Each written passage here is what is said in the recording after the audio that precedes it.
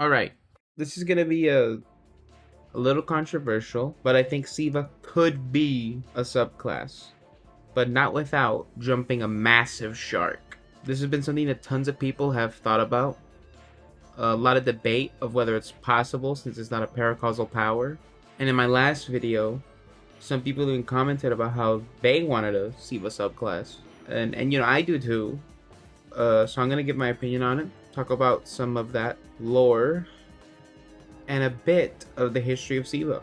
So, Siva comes up a lot when we talk about the Splicers, and we haven't seen a max power Splicer yet.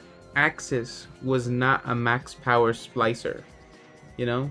That priest in the raid is not a max power Splicer. The way the Splicers are described to be weavers of reality and Siva being a constructive and self-replicating force, it's clear that they share common ground. The attraction the Elixni have towards the nanites is really natural given their history. The Splicers worship machines, their idols, their gods. It's what the Elixni culture was built around. The Splicers in the peak of Reese could do so many amazing things. They would weave tapestries like Mithrax described in Final Shape, and so many other things that were lost in the whirlwind after the fall of Reese. But it's not the main topic of the video. I'm just, just a little bit of background for when we get into it. Before I get any further, I gotta address the elephant in the room. Bungie is not gonna go back to Siva anytime soon. They let us have Outbreak perfected because it's a cool exotic, and it was a great excuse to take us to the original tower again for a special mission. There's just too much work to be done to bring back something like that. And if we just think about like the reprise raids, there's too much work to do that as well. Because like Wrath of the Machine, it's like, I think if any reprise raids are going to come back this year, it's probably going to be either a Leviathan raid, but most likely Scourge of the Past. Batsa District has come back 2 years in a row. That's where the Elixni of the city live. And we saw the Scourge guys in the co-op focus missions. So it's obvious if any raid is going to come back, it's going to be that one. I don't know where it fits into this year's seasonal... I'm sorry. I meant to say episodic structure, because it's so different. But there is an Elixni Scorn season coming soon. So if there's any time to put it in, it would be then. Because if you look back, Bungie always follows the theme of a season. We got Kingsfall during Season of the Plunder. We got Crota's End back in Season of the Witch. Vogue came back during Season of the Splicer. That was a pretty good place to do it. No way is Wrath of the Machine coming back. Because I know you and me do not want to see House Dusk or Salvation Forces in Wrath. You do not want that. I know you don't. So let's just bury it, because they aren't bringing it back. The amount of assets they'll have to make to get Wrath in D2, it's just too much. Like, I'm talking about a game development perspective here, okay? They have to make new models for each Elixni class. Like, and come on. If they're gonna revisit an old raid, they're gonna add new stuff, just like Vogue. We have wyverns now and stuff like that. Don't you want to see a Siva Brig or a Siva Heavy Shank? That's totally something they could do. Like a perfected Brig and a perfected Heavy Shank? Perfected Saber or something? Because they'd have to make the Splicer Drag, the Splicer Vandal, Splicer Captain, the Servitors, the Shanks, and each boss type. Because they didn't even make those for Season of the Haunted. Not one of those guys are in Season of the Haunted. Like, Taniks came back as Taniks, not perfected Taniks. And when they brought back Devil's Lair, they just made normal Sepiks. They didn't make Sepiks perfected. Like, is that canon? Is that a point in time strike? Or is that like the disgrace strike? Because like the disgrace strike takes place after Crota's End, you know? It's a different wizard. That's not Omnigul. But it's the same strike, basically. Narratively different. Do we know if that's just another time that they resurrected Sepix Prime? How many times can they do that? If It's kind of like the ship of Theseus of Destiny, Sepix Prime, where he's like, if you rebuild, if Sepix Prime has been rebuilt this many times, is he still Sepix Prime? Because it's a completely new piece. Whatever. This is stupid. Very off topic. Yeah, all the raid bosses, Siva assets, the music too. From a game development perspective, this is just too much work. Especially since most reprised content like King's Fall, Crota's End, and Vogue are just free to play. You don't need the season pass to play those stuff, or to own any expansions from that year. So, there's gotta be a return on investment. We're not gonna see Siva ever again, as much as I want it back. And I really want it back, unless there's some big Siva expansion where they definitely get their money back. I don't think they're gonna do that though. I'm just saying. Look, I'm gonna talk about this later in the video, but they got the building blocks to do it. There's a lot of stuff they can do with it. However, what if we did give it back? What if we did get it back? Could the Guardian wield it? Could we have a Siva subclass? So that I say, why not? Why not? I want you to list the reasons why the Guardian couldn't wield Siva. The Devil Splicers could. We're basically honorary Splicers now. That Buried Iron Lord had light coming out of it. So, Siva's able to channel paracausality. We saw that. I don't think it's impossible. I don't think it's impossible at all. So, here's a list of reasons why I think it's not impossible to wield Siva. The Splicer's understanding and ability to manipulate technology come from the Traveler. It's not a light power. It's just, that aspect of their culture comes from their time with the Traveler. We hear about it. We had a whole season about it. We know that these Splicers are basically body hackers. They basically reprogram reality in some ways. It's an interesting way of how the Splicers use their connection with the light to do these things. We were able to create Siva because we entered the Golden Age. I know it's not from the Traveler, but both things were because of the Traveler. It was caused by it. We figured it out. We got the tech. We understood. So did the Elixir. It might not be an elemental aspect of the universe, like Arc, Solar, or Void, and it may not link consciousness, like Strand, Resonance, Deep Sight, and Nightmares. I don't know. Have we ever considered making a non-elemental subclass? Come on, there are abilities that we've used that require devices that channel our light, like the Witch's Staff, and the Splicer Gauntlets, the Synaptic Spears. Basically, what I'm suggesting is that Siva would be, kind of crazy to say this, but the first kinetic subclass, alright? We have light, dark, and kinetic. That's basically what I'm suggesting. That's wacky, it's silly, and basically not exactly important, but it's a gadget. It's always been a device. You don't need to be paracausal to wield Siva or a Splicer Gauntlet. So what was needed was an understanding of the technology, and in the case of the Splicer Gauntlet, an understanding of the light. By the way, I think it's worth asking, now that we're on the topic of Splicers and, how they can kind of do some interesting things. How did Mithrax hack our cup of coffee? He hacked the Nezarex's remains into a cup of coffee. So clearly Splicer technology, as shown in Beyond Light, is able to hack into powers up from the darkness. That's how Salvation wielded stasis. They basically made devices to hack their way into having paracausal power. They hacked their way into building structures on Reese. They hacked Siva under their control. They plan to do so again in the Outbreak Perfected quest, because that's what we're stopping there. We're getting Outbreak Perfected to stop them from mastering Siva again, taking Siva, because they never mastered it.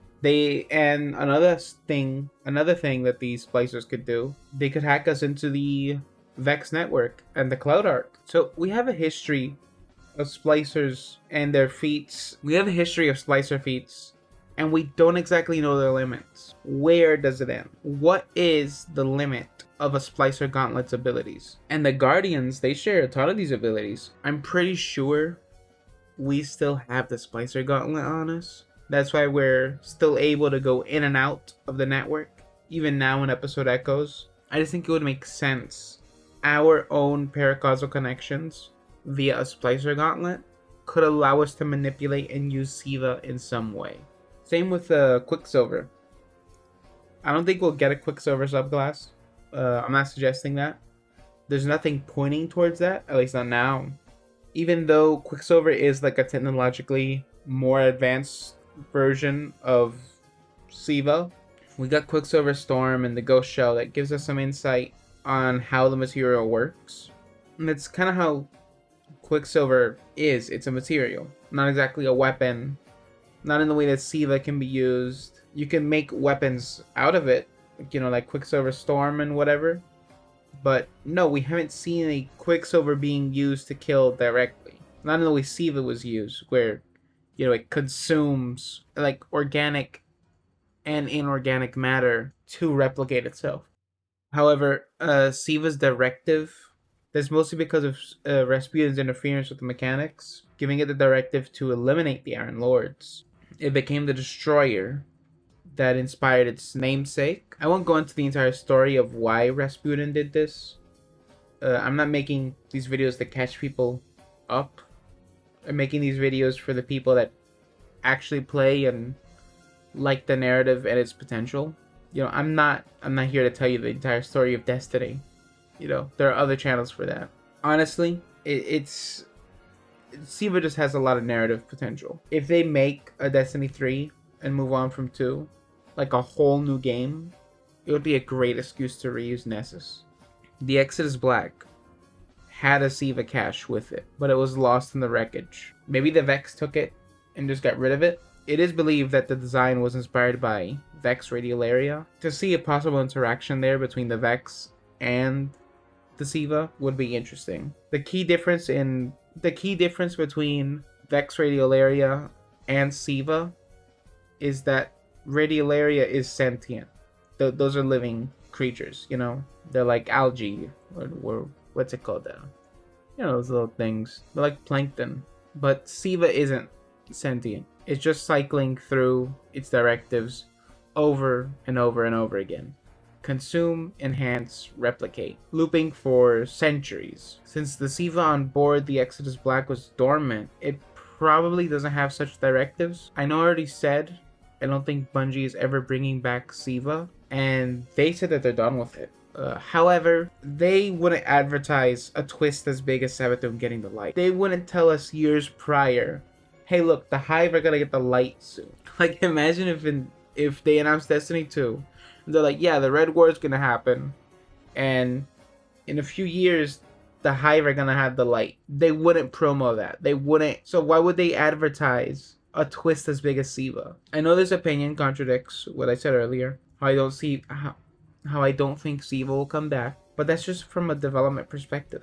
You know, it may not be possible right now, but maybe one day when they have the time and the resources to make the assets for it, to justify making that many new 3D models, it would have to be a whole expansion at that point, not just one raid or a season. Obviously that year they would probably make two Siva raids, you know. They would make a new one for that expansion and a reprisal of Wrath of the Machine, but you know, that's just thinking too far ahead.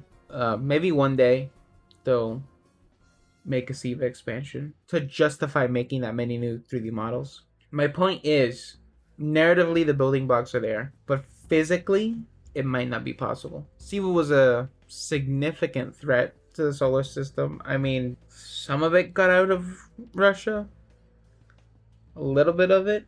I mean, we got the 10x reloaded. There's like a ton of stuff that happened with the Hive there. The way that they were able to control that ogre. By the way, I had to do that strike alone. But yeah, for a multitude of reasons, it's probably not going to come back. But the groundwork for it is there, you know? And the possibility of actually wielding it makes sense. You know, in a way that it doesn't make sense. That's just, you know, it does, but it is. You know? It isn't, but it does. Because, like, it's weird, though, the way we come up with excuses to get new powers. Like, I'm sure originally they wanted to launch Destiny 1 with all 3 classes having all 3 subclasses, but they probably just left it over for Taken King. The truth is that they were still working on them all. That's a lot of stuff to work on. And, as big as the team is, there's still a lot of stuff to figure out. And trust me, there's stuff that, as much as you want it to work in a game engine, it's probably not always going to work on the first try. Like, it could at least be an aspect in another subclass. What if there was a Splicer subclass? We had as an empowered object, we had a Siva chunk that could use the brainwash on certain enemies. That makes sense. Basically get the artifacts from Destiny 1 and just make them aspects for a Splicer subclass. So it's not really... Yeah, I don't think it would be a Siva subclass now that I think about it. I'm going off script now. I don't think it would be a Siva class. It would probably be a Splicer subclass, It makes sense, especially if they're getting rid of the class system in Destiny 2, in Destiny 3, I mean. So, that actually is interesting. But like I was saying, like I said before, I was gonna give y'all reasons why I thought it could happen. We're done with that. Now I'm gonna give you a list of reasons why it won't happen. I'm about to give some narrative lore reasons why this won't ever happen. We manipulate energies across the electromagnetic spectrum. Sure, paracausality is basically saying I don't give a damn about the laws of the universe, but in Lightfall, Osiris explains the nature and ideologic forms of each usable element in the game. All of them require an understanding and intimate control of the forces we wield. Siva is not understood by anyone in the Guardian ranks. We know it's a machine and is programmable. However, it's rampant and not truly able to be controlled. Even the Devil Splicers struggled in controlling these elements.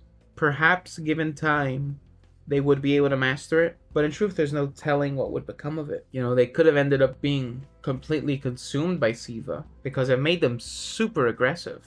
I can come up with insane, convoluted reasons that could get it to work, but really, with some thought on what an elemental power is, truth is we may never see it in-game as a playable power. Perhaps a tool, or maybe a new arsenal of Siva-inspired weapons, but it's clear that it can't be a subclass. It's simply too unruly to control in this era of the universe. It doesn't fit in the story. We just went from preventing the end of everything to now playing with Golden Age tech. That doesn't make... In terms of stakes, that kind of sucks. We just prevented the end of the universe, thus changing the universe as we knew it. And now we're dealing with new type Vex. We're dealing with the Conductor.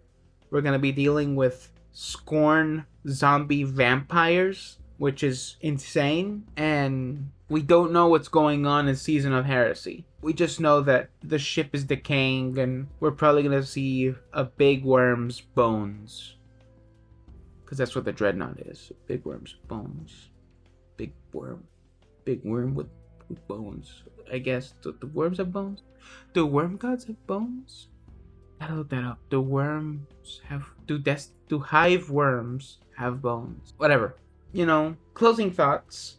Lore schmore. Who cares? What this really adds up to is if they can afford to make a new faction of Elixni. We honestly have enough. We have enough. Alright? Because we got Dusk. We got Salvation. We got Spider's Crew. The House of Light. And, if we include the Scorn, we got the Witnesses Scorn, which, I don't know what's going on with them now. We got Xivu or Wrath Scorn, and we got Fikro Scorn, who are going to be, like I said earlier, vampires. I don't think narratively Siva has a place in Destiny up to this point. It can't come back. There's no space for it, since it would most likely be all about the Devil Splicers again, because why the hell not? Bungie is very much focused on the future than the past. Not every expansion has to be narratively relevant in the grand scheme of things, I know what that sounds like initially. I think if we use every single plot point all the time and everything has to be connected in every episode and every expansion forever and forever, I think the narrative is gonna find itself pigeonholed into a place that nobody's gonna want it to be in. You know, because light fall. Anyway, that's about it for this one. I played through all of Rise of Iron to make this video. It's not very long, very short actually. Is it shorter than Crudazan? Not Crudazan. Dark Below. Is it shorter than Dark Below? Is it actually shorter than Dark Below? And what's the other one? House of Wolves. Like, it feels that short. Crazy how they followed up Taken King with that. But yeah, I had to do the Wretched Eye strike solo, which got my heart racing. It's on stream. I'll put the clip here. But if you want to watch the whole video of me doing that solo, it's on the channel right now. But here's an ogre I drew the other night because of that. And if you got an opinion you want to share, go ahead. Would like to hear your thoughts. Could Siva be a subclass? Could it totally never be done? Aside from your own wish list, do you think Bungie will ever come back to the concept? I personally think it's cool as hell. And I would love to see what a non-elemental subclass like a Siva or Splicer subclass could be like. But thanks for watching, and have a good weekend, y'all. Bless your faces and deuces.